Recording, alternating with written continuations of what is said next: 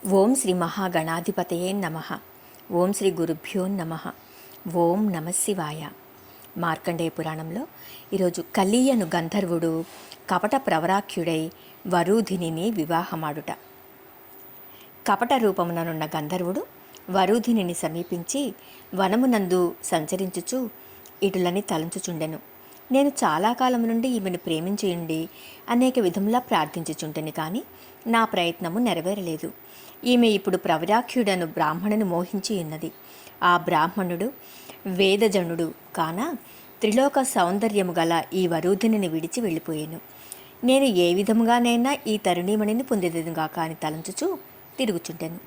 తన సమీపముందున్న తిరుగుచున్న కపట ప్రవరాఖ్యుని చూసి వరూధిని మహదానందం పొంది వాని సమీపమునకు వచ్చి అనేక విధములా ప్రతిమాలజొచ్చెను. ఆ మాటలు కపట బ్రాహ్మణుడు విని, ఓ వరూధిని, నేను నీ కొరకు అగ్నిహోత్రాదులను వదిలి నీ మనోరథమును నెరవేర్చెదను. అయినను నేను చెప్పిన నియమం ప్రకారము చేయుదునని నీవు శపథము చేసిన ఎడల నీ పొందును నేను చేయుదును, లేని ఎడల ఇచ్చటనే తపంపు చేయుదునని చెప్పెను. ఆ మాటలను వరూధిని విని సంతోషం పొంది, నీవు చెప్పేటి కోరికలను చెప్పుము అని అడిగాను. వరూధిని, నీవు సంభోగ సమయమునందు నన్ను చూడక 2 కనులను మూసుకుందునని శపథము చేసిన ఎడల నీ కోరిక నెరవేర్చి నిన్ను పొందుదునని కపట ప్రవరాఖ్యుడు చెప్పెను. వరూధిని అట్లా సమ్మతించగా వారు ఉభయులను అన్యోన్య ప్రేమ కలవారై మన్మథ క్రీడల సర్వసుఖములను అనుభవించుచుండిరి. వరూధిని కనులు మూసుకొని ఉన్నను ప్రవరాఖ్య రూపమును స్మరించుచుండెను. ఈ విధంగా చాలా కాలం జరిగిన పిమ్మట వరూధిని గర్భము దాల్చెను. కలియను గంధర్వుడు వరూధినితో చెప్పి వెళ్ళిపోయెను. పిమ్మట కొంతకాలమునకు వరూధిని 1,000,000 సూర్య ప్రకాశమానము గల కుమారుని కనెను. ఆ బాలుని దేహకాంతి చేత 10 దిక్కులు ప్రకాశించుచుండెను. అందువలన శరీర వాక్కున ఆ బాలుడు స్వారోచి అను పేరున పిలువబడెను. అది మొదలు ఆ బాలుడు బాలచంద్రుని పోలి దినదిన ప్రవర్ధమానుడై అనేక మంచి గుణములు కలిగి ధనుర్వేదంబును సమగ్రముగా అభ్యసించి సకల విద్యా పారంగతుడై ప్రఖ్యాతి కలిగి ఇందీవరాక్షుని వలన ఆయుర్వేదంబును అధర్వణ వేదంబును పుచ్చుకుని ఇందీవరాక్షుని కుమార్తెయగు మనోరమను వివాహమాడెను. పిమ్మట మనోరమ చలికెత్తెలగు విభావరి అను కన్యను వివాహమయ్యి ఆమె వలన సర్వ జంతు ధ్వనివేదిని అను విద్యను గ్రహించెను. పిమ్మట కళావతి అను కన్యను వివాహమై నవనిధులు వసంబులగు పద్మిని అను విద్యను గ్రహించెను. ఆ సమయమునందు ఆకాశమునందు దేవదుందుబులు మ్రోగెను. స్వారోచి, మనోరమ, విభావరి, కళావతి అను 3 భార్యలయందు అన్యోన్య ప్రేమానురాగంబులు కలవాడై సర్వసుఖములు పొందుచుండెను. ఇలా ఉండగా కొంతకాలమునకు లేడు రూపము ధరించి వచ్చిన వనదేవతను దేవతల అనుమతి ప్రకారము వివాహమాడెను. ఆమె యందు మనువు జన్మించెను. ఆ సమయమునందు గంధర్వులు పాడిరి, దేవదుందుబులు మ్రోగినవి. ఆ బాలునకు ద్యుతిమంతుడని పేరును పెట్టిరి. స్వారోచికి ద్యుతిమంతుడు పుత్రుడు కావున స్వారోచితుడని ప్రసిద్ధి కలిగెను.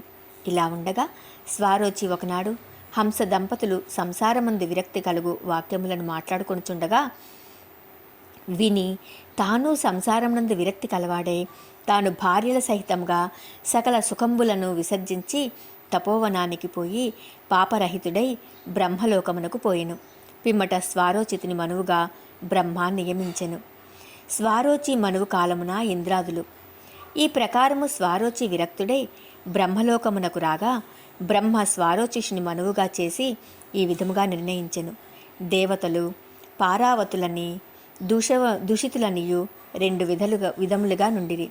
విపశ్చిత్తు అనువాడు ఇంద్రుడు, ఉర్జస్తంభ, ప్రాణదత్తోకి, ఋషధిని, వారాధ్వరవంతులనువారు 7 ఋషులు. చైత్రాదిమతులు 7 పుట్టి ఆ మనువు కాలమునందు భూమిని పాలించిరి అని మార్కండేయుడు చెప్పగా క్రోష్టికి ప్రశ్నించుచున్నాడు. నిధుల మహిమను వర్ణించుట. అయ్యా మార్కండేయ, స్వారోచిష మన్వంతరమును చెప్పితివి, పద్మిని అను విద్యా ప్రభావమును కూడా చెప్పవలసిందని కోరెను. ఆ మాటలకు మార్కండేయుడు ఇలా చెప్తూ ఉన్నాడు. క్రోష్టికి పద్మిని అను విద్యకు శ్రీ మహాలక్ష్మి అధిదేవత. నిధులు అన్నియు ఆమె అధీనమునందు ఉండును. వాటిలో పద్మ, మహాపద్మ, మకర, కశ్యప, ముకుంద, కుంద, నీల, శంఖములని 8 విధములకు నిధులు కలవు. వాటి వృద్ధి క్షయములను చెప్తున్నాను వినుము. పద్మంబను నిధి సత్వగుణము ప్రధానము కలది. ఈ ధనము పుత్ర పౌత్ర పారంపర్యముగా వృద్ధి అగుచుండును. ఈ ధనము దానధర్మములకు యజ్ఞయాగాదులకు ఉపయోగపడును. మహాపద్మంబను నిధి సర్వగుణము కలది. ఈ నిధి సత్పురుషులకు దానధర్మములు చేయుటకు, గృహదానములు చేయించుటకు వినియోగపడుచు 7 పురుషాంతముల వరకు ఉండును. మకరమను నిధి కలవారు జ్ఞానము లేక ఒకరితో ఒకరు పోరుకు వారికి పగ వాక్యములు ప్రగల్భ వాక్యములు చెప్పువారికి ఇచ్చినట్లు చేయుచు వారి జీవితాంతం వరకు నిలుచును. కశ్చప అను నిధి కలవారు అనేక విధములుగా ధనమును సంపాదించుచు స్వధర్మమును వదిలి తాను తినక ఇతరులకు పెట్టక దాచియించెదరు. ఇది స్వల్పకాలం మాత్రమే ఉండును. ముకుంద అను నిధి కలవారు రజోగుణము కలవారై శృంగార విలాసములు తిరుగుచు తాను మాత్రమే భుజించుచు ఇతరులను హేళన చేయుచుందురు. ఈ ధనము స్వల్పకాలము మాత్రమే నిలుచును. కుంద అను నిధి కలవారు రజసత్వము గలవారై ధాన్యాదులను విక్రయించుచు ధనమును సంపాదించుచు బంధుపోషణము చేయుచు అతిథి అభ్యాగతులను పోషించుచు స్తోత్రప్రియులై స్త్రీలోలురై ఇందురు. ఈ ధనము 7 పురుషాంతరముల వరకు ఉండును. ఆయురారోగ్యములు కలవారై ఇందురు. నీల అను నిధి కలవారు సత్వతమో గుణములు కలవారై జ్ఞానము లేని మూర్ఖులుగా నుండి బట్టలు, ధాన్య, పుష్ప, మాంసాదులను విక్రయించి సంపాదించెదరు. ఈ ధనము 3 పురుషాంతముల వరకు ఉండును. శంఖము అను నిధి కలవారు తాము తినుచు పుత్రమిత్ర కళత్రములకు పెట్టక రజోగుణము కలవారై ఇందురు.